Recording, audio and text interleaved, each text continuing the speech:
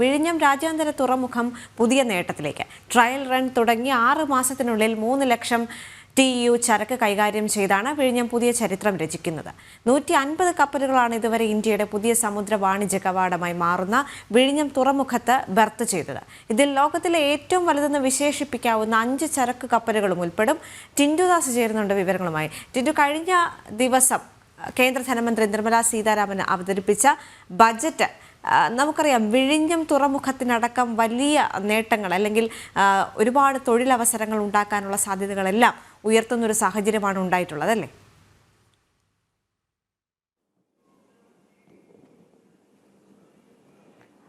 ദേവിക, വിഴിഞ്ഞം രാജ്യാന്തര തുറമുഖം വലിയൊരു നേട്ടത്തിലേക്ക് എത്തിയിരിക്കുകയാണ്. ഈ ട്രയൽ റൺ എന്ന് പറയുന്നത് ഒരു തുറമുഖത്തെ സംബന്ധിച്ചിടത്തോളം ഏറ്റവും കൂടുതൽ ആ തുറമുഖത്തിന്റെ കാര്യക്ഷമത പരിശോധിക്കുന്ന ഒരു ഘട്ടം കൂടിയാണ്. കഴിഞ്ഞ 3 മാസങ്ങൾ പിന്നിടുമ്പോൾ, ഈ ട്രയൽ റൺ നടന്ന് 3 മാസങ്ങൾ പിന്നിടുമ്പോൾ ഏതാണ്ട് 3 ലക്ഷം TEU ചരക്കുകൾ കൈമാറ്റം ചെയ്തുകൊണ്ട് വിഴിഞ്ഞം ഒരു പുതിയ ചരിത്രം തന്നെ കുറിച്ചിരിക്കുകയാണ്. 150 കപ്പലുകളാണ് ഇതുവരെ വന്നുപോയത്. നമുക്കറിയാം, MSCയുടെ മെഡിറ്ററേനിയൻ ഷിപ്പിംഗ് കമ്പനിയുടെ ഏറ്റവും വലിയ കപ്പലുകൾ വിഴിഞ്ഞത്ത് നങ്കൂരമിട്ട് എന്നും നമുക്ക് പറയാൻ സാധിക്കുന്നുണ്ട്. ഏതാണ്ട് 5ഓളം മദർ കപ്പലുകളാണ് ഇതുവരെ ഏതാണ്ട് ഈ 6 മാസത്തിനുള്ളിൽ വിഴിഞ്ഞത്ത് നങ്കൂരമിട്ടത്. ലോകത്തിലെ ഏറ്റവും വലിയ ഈ മദർ കപ്പലുകൾ വന്നു പോകുമ്പോൾ പക്ഷേ വിഴിഞ്ഞത്തിന്റെ ഖ്യാതി അത് മറ്റൊന്നായി തന്നെ തീർക്കുന്നുണ്ട്. ജനുവരിയിൽ മാത്രം 45 കപ്പലുകൾ വിഴിഞ്ഞത്തേക്ക് വന്നു പോയിട്ടുണ്ട് എന്ന് മനസ്സിലാക്കാൻ സാധിക്കുന്നു. 85,000 TEU കണ്ടെയ്നർ നീക്കമാണ് കഴിഞ്ഞ മാസം മാത്രം നടന്നത്. ഒരു തുറമുഖത്തെ സംബന്ധിച്ചിടത്തോളം, നമുക്കറിയാം, വിഴിഞ്ഞം തുറമുഖത്തെ സംബന്ധിച്ചിടത്തോളം ഒരു മാസത്തിനുള്ളിൽ 75,000 കണ്ടെയ്നറുകൾ കൈമാറ്റം ചെയ്യുക അല്ലെങ്കിൽ ചരക്ക് വിനിമയം നടത്തുക എന്നതായിരുന്നു തുറമുഖത്തെ സംബന്ധിച്ചിടത്തോളം ലക്ഷ്യമെന്ന് പറയുന്നത്. പക്ഷേ അത് 3 മാസങ്ങൾ പിന്നിടുമ്പോൾ ഏതാണ്ട് 3 ലക്ഷം കണ്ടെയ്നറുകൾ കൈമാറ്റം ചെയ്തു എന്ന് പറയുന്നത് അതൊരു വിഴിഞ്ഞം തുറമുഖത്തെ സംബന്ധിച്ചിടത്തോളം ഏറ്റവും വലിയൊരു ചരിത്ര നേട്ടവും കൂടിയാണ്.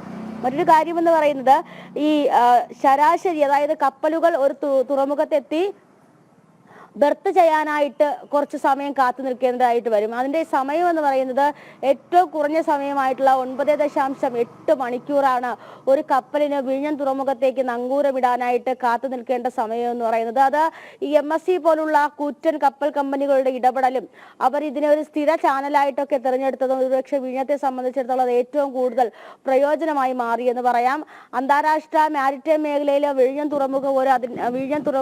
തുറമുഖത്തിൻ്റെതായ ഒരു സ്ഥാനം കണ്ടെത്തി കഴിയുന്നു എന്നാണ് നമുക്ക് ഈ ഘട്ടത്തിൽ നിന്നും വ്യക്തമാകുന്നത്. കാരണം MSC പോലുള്ള കൂറ്റൻ കപ്പൽ അല്ലെങ്കിൽ MSC പോലുള്ള കപ്പൽ കമ്പനികൾ വിഴിഞ്ഞവുമായിട്ട് സ്ഥിര കരാറുകളിൽ ഏർപ്പെടുന്നു. അപ്പോൾ MSCക്ക് ഏത് സമയവും വിഴിഞ്ഞത്ത് വന്നു പോകാനും സ്ലോട്ടുകൾ കാത്തു നിൽക്കാതെ ചരക്കുകൾ കൈമാറ്റം ചെയ്ത് ചരക്കുകൾ ഇറക്കി വന്നു പോകാനുള്ള സാഹചര്യം ഇവിടെ ഉണ്ട് എന്ന് വേണം പറയാനായിട്ട്. അപ്പോൾ സിംഗപ്പൂർ, കൊളംബിയ പോലുള്ള ഈ തുറമുഖങ്ങളെ ആശ്രയിച്ചിരുന്ന രാജ്യങ്ങൾ വിഴിഞ്ഞത്തെ ആശ്രയിക്കാൻ തുടങ്ങിയിരിക്കുന്നു എന്ന് മനസ്സിലാക്കാം. അപ്പോൾ വരുന്ന കാലഘട്ടം എന്ന് പറയുന്നത് മാരിടൈം മേഖലയിലെ കേരളത്തിന് അല്ലെങ്കിൽ രാജ്യത്തെ ഒരു പുതിയ തുടക്കം കുറിക്കാനായിട്ട് വിഴിഞ്ഞം തുറമുഖത്തെ കൊണ്ട് സാധിക്കുമെന്ന് മനസ്സിലാക്കാൻ സാധിക്കുന്നുണ്ട്.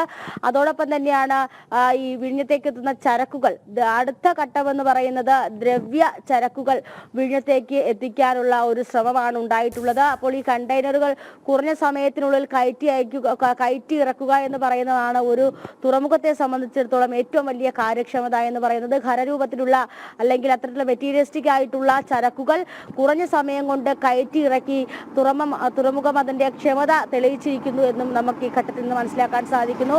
അടുത്ത ഘട്ടവും വിജയകരമായിട്ട് തന്നെയായിരിക്കും ഒരുപക്ഷെ വിഴിഞ്ഞം തുറമുഖം മുന്നോട്ട് പോകുന്നത്. പ്രതീക്ഷകൾക്കും അപ്പുറം ആണ് വിഴിഞ്ഞത്തിന്റെ പെർഫോമൻസ് ഈ കഴിഞ്ഞ 6 മാസത്തിനുള്ളിൽ എടുക്കുകയാണെങ്കിൽ. അപ്പോൾ 2028 തുറമുഖത്തിന്റെ പ്രവർത്തനങ്ങളെല്ലാം പൂർത്തിയാവുകയും തുറമുഖം അത് വലിയൊരു സ്വപ്ന സാക്ഷാത്കാരമായി മാറുകയും ചെയ്യും. അപ്പോൾ അത് രാജ്യത്തിന്റെ സമ്പദ്ഘടനയിലും അതോടൊപ്പം തന്നെ രാജ്യത്തിന്റെ മാരിടൈം മേഖലയിലുള്ള മികവിനൊക്കെ വിഴിഞ്ഞം തുറമുഖം വലിയൊരു പങ്ക് വഹിക്കുമെന്നും ഈ ഘട്ടത്തിൽ പറയാൻ സാധിക്കുന്നുണ്ട്. ദേവിക.